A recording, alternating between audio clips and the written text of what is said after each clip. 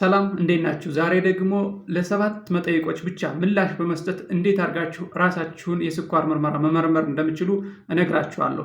ማለቴ ተጋላጭነታችሁን ስኳር አለባችሁ የለባችሁም ብላችሁ አይደለም። ታዲያ በመጠይቁ የራሳችሁ ነጥብ አላቸው። እናንተ እየተከተላችሁ ያላችሁን ነጥብ ትይዛላችሁ። ከዚያም በመጨረሻ ትደምሩታላችሁ። ወደ መጠይቁ እንሂድ።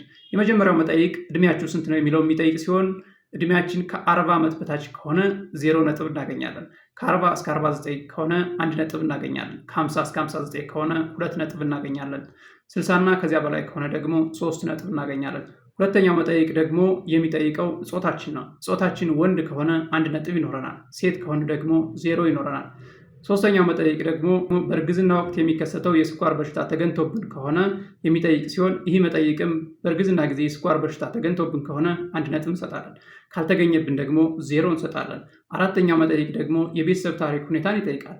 ይህም ማለት በቤተሰባችን እናት፣ አባት፣ እህት፣ ወንድም ስኳር ያለበት ከሆነ 1 ነጥብ እንሰጣለን። የሌለበት ከሆነ ደግሞ 0 እንሰጣለን። አምስተኛው ደግሞ የሚጠይቀው ከዚህ በፊት የደም ግፊት ካለብን ወይም ደግሞ የደም ግፊት መድኃኒት እየወሰድን መሆን አለመሆኑን ይጠይቃል ማለት ነው።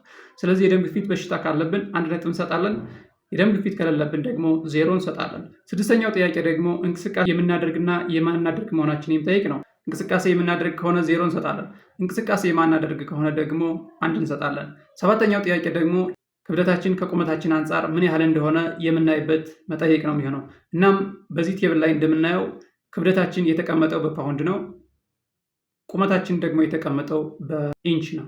ስለዚህ ቁመታችን ከተለካን በኋላ ስንለካ ወይ በኢንች መለካት አለብን፣ በሴንቲሜትር በሜትር ከተለካን ደግሞ ወደ ኢንች መቀየር ይኖርብናል።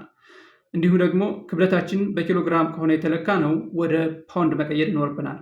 እናም ወደዚህ ከቀየርን በኋላ ክብደታችንና የቁመታችን ምጥጥን በመጀመሪያው መስመር ላይ ካረፈ 1 ነጥብ ይኖረናል።